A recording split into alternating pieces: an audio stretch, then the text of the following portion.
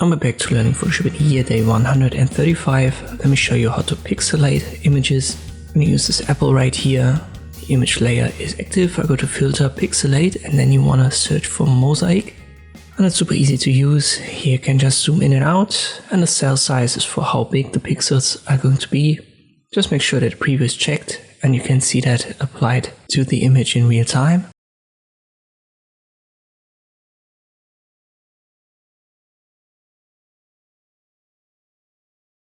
And you can also left click on the image and it will switch to the position in the preview window right here. And that's already it.